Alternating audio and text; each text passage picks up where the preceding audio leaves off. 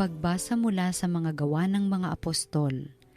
Pagdating namin sa Roma, si Pablo'y pinahintulutang umupa ng sariling tirahan kasama ang isang kawal na pinakatanod niya.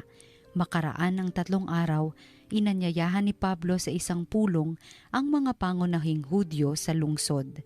Nang magkatipo na sila, sinabi niya, "Mga kapatid, bagamat wala akong ginawa laban sa ating bansa o sa mga kaugalian ng ating mga ninuno, hinuli ako sa Jerusalem at isinakdal sa kinatawan ng pamahalaang Romano. Matapos akong litisin, ako sana'y palalayain na sapagkat wala naman akong ginawa na dapat parusahan ng kamatayan. Ngunit tumutol ang mga Hudyo, kaya't napilitan akong dumulog sa emperador. Bagamat wala akong sakdal laban sa ating mga kababayan, nagagapos ako ng tanikalang ito dahil kay Jesus, ang pag-asa ng Israel. Iyan ang dahilan kung bakit hiniling kong makausap kayo." Humigit kumulang sa 2 taong nanirahan si Pablo sa Roma, sa bahay na kanyang inuupahan, at tinanggap niya ang lahat ng nagsadya sa kanya. Hayagan at walang sagabal na nangaral siya tungkol sa paghahari ng Diyos at sa Panginoong Hesukristo. Ang salita ng Diyos.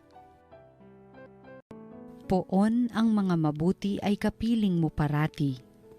Ang Panginoong Diyos ay matatagpuan sa banal na templo at doon naman sa mataas na langit naroon ang trono at magbuhat doon ay pinagmamasdan ang lahat ng tao. Walang maliligid anuman ang gawin ng lahat ng ito. Poon ang mga mabuti ay kapiling mo parati. Lahat ng mabuti pati ang masama ay sinisiyasat, namumuhing lubos siya sa suwail na wala ng batas. Ang poon ay tapat, sa gawang mabuti siya'y nalulugod, at sa piling niya mabubuhay silang sa kanya'y sumunod. Poon ang mga mabuti ay kapiling mo parati. Ang mabuting balita ng Panginoon ayon kay San Juan. Noong panahong iyon, lumingon si Pedro at nakita niyang sumusunod ang alagad na minamahal ni Jesus. Yaong humilig sa dibdib ni Jesus nang sila'y naghahapunan at nagtanong, "Panginoon, sino po ang magkakanulo sa inyo?" Nang makita siya ni Pedro, tinanong nito si Jesus, "Panginoon, ano po naman ang mangyayari sa taong ito?"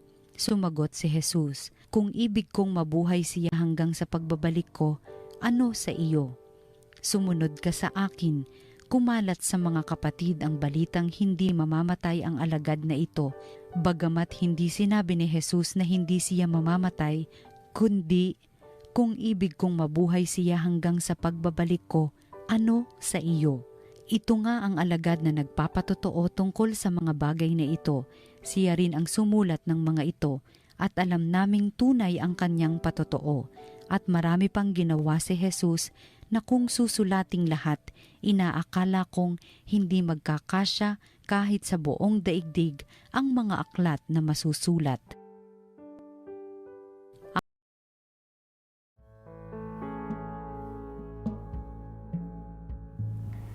Magandang araw mga minamahal naming kapatid kay Jesus. Samahan po natin ang atin pong mga kapatid sa pagninilay natin sa salita ng Diyos, salita ng buhay. Ako po si Father Paul Jacome from the Archdiocese of Manila.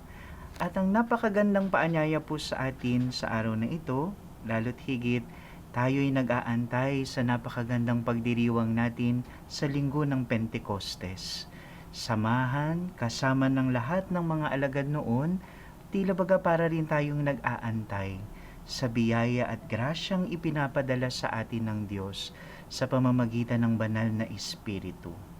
At sa Ebanghelyong ating maririnig sa araw na ito, pinapaalala, madalas po kasi nakakalimot tayo sa katotohanan ito, tinatawag tayong palagi ang magtuon kay Jesus ng ating paningin.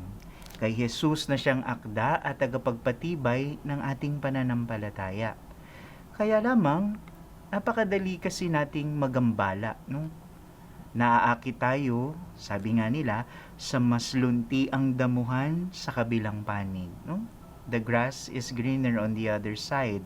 na para bang binibigyang diin ng kasabihang ito yung ugali ng tao, no, nang kawalan ng kasiyahan sa ating kasalukuyan, no, at ang pagtuon natin sa isang idealisadong pananaw, no, kung saan nakikita natin para bang nakakaangat yung iba. Pero alam rin natin, nagdudulot ito ng kawalang kapayapaan, minsan pa nga inggit, na patuloy sumisira rin ang ugnayan natin. Tingnan po natin sa Ebanghelyo, no? Nabanggit doon, matingkad ang pagkakagambala ni Pedro, no? Pagkatapos muling panumbalikin ni Jesus si Pedro, no? Inatasan siyang pakainin ng mga tupa. Ngunit sabi sa Ebanghelyo, agad na tiningnan, no? Lumingon si Pedro. Lumingon siya kay Juan. At ang tanong niya kay Jesus, no, Panginoon, paano naman siya? Si Pedro, na kamakailan lang ay nakabalik, agad na nagambala. Tumingin sa kabilang panig, no? Sa halip na sanang pagtuunan niya muna ng pansin yung sariling pagtawag sa kanya, lalo tigit kaharap naman niya si Jesus. Pero maganda ang tugon ni Jesus, no? Ang tugon ni Jesus ay banayad na paalala. Sabi ni Jesus, kung kalooban kong manatili siya hanggang sa dumating ako, ano iyon sa iyo? Sumunod ka sa akin. Ito ay para sa ating lahat. Tandaan natin, mga minamahal kong kapatid. Sinasabi sa atin ni Jesus na huwag tayong magambala sa ginagawa ng ibang tao o kung ano man yung ipinagkakatiwala sa kanila sa sariling konteksto at storya nila. Sabi nga, ang mahalaga, ang focus natin ay dapat na kay Jesus lamang. Ang ating layunin ay sumunod sa Kanya. Ipinapakita ng Ebanghelyong ito kung paano tayo inilalayo ng ating pagtingin yung ganitong maling pag-iisip, no, mula sa isang katangi-tanging paglalakbay kasama si Jesus. Kadalasan, humahantong pa nga ito sa paghahambing at pagka-question sa plano ng Diyos para sa atin. Bakit sila ganyan? Hindi ba ako ganong mahal ng Diyos? Bakit yung iba nananagana? Ako nga, tapat. Marami tayong tanong ng paghahambing. Minsan, ito pa nga ang nag-uudyok para magkaroon ng lamat ang iba't ibang ugnayan natin. Pero tandaan po natin, ang tunay na kaganapan ng ating pagsunod ay hindi mula sa paghahambing ng ating buhay sa iba o sa patuloy na paghahanap ng kung ano ang lampas sa kaya nating abutin. Ang kaganapan ng ating pagsunod, ito'y matatagpuan sa ibayong pagtuon ng ating paningin kay Jesus. Dito mismo, ora mismo. Sabi nga sa atin, ang pinakaluntiang damuhan, ang pinakamayamang pastulan ay matatagpuan sa kanyang presensya at sa kanyang kalooban para sa atin. Ang karanasan ni Pedro ay nagpapaalala sa atin na kahit pagkatapos ng isang malalim na engkwentro kay Jesus, posible pa rin tayong magambala, posible pa rin tayong matukso na lumingon sa iba. Ngunit, ibinabalik po tayo ni Jesus sa nag-iisang matatag na pagtawag niya, sumunod ka sa akin. Mga minamahal nating kapatid, labanan po natin yung tuksong ito na patuloy na maghanap ng mas luntiang damuhan. Huwag nating hayaang nakawin ng panandali ang ilusyon ng buhay ng iba ang ating kagalakan. Sa halip, ang paanyayay, linangin po natin ang ating sariling pastulan, ang ibinigay sa atin at ipinagkatiwala sa atin ng Diyos. At sa pamamagitan ng pagpapatibay natin ng ugnayan kay Jesus, malalaman natin, lalo tayong yumayabong sa buhay na inilaan sa atin dahil tayo'y parating nakakabit sa Kanya. Ituon po natin yung ating mga mata sa Kanya, Siya na mabuting pastol na nagtitiwala tayo, may mas magandang plano ang Diyos. Higit pa sa lahat ng pinagdaraanan natin, na kung sa ngayon hindi man natin nauunawaan, marahil sa mas malawak na plano ng Diyos, may higit siyang inilaan para sa atin. Kapag tunay po tayong nakatuon kay Jesus, ang ating paningin, napapagtanturi natin na ang damo ay laging pinakaluntian kung nasaan siya at kung saan niya tayo tinawag na maging tapat.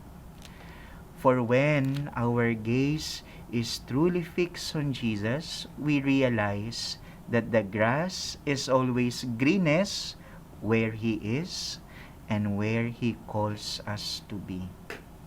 Mga minamahal kong kapatid, ang paanyaya para sa ating lahat. Kung tayo'y tumitingin, naroon rin si Jesus.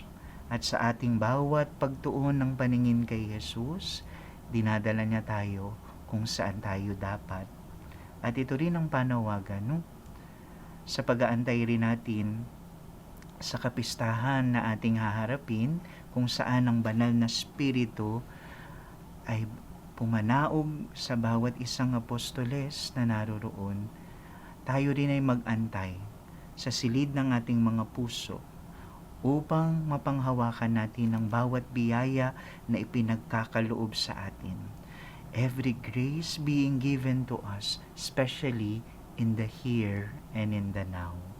Let us focus our gaze on Jesus. Kay Jesus lang ang tingin. Amen.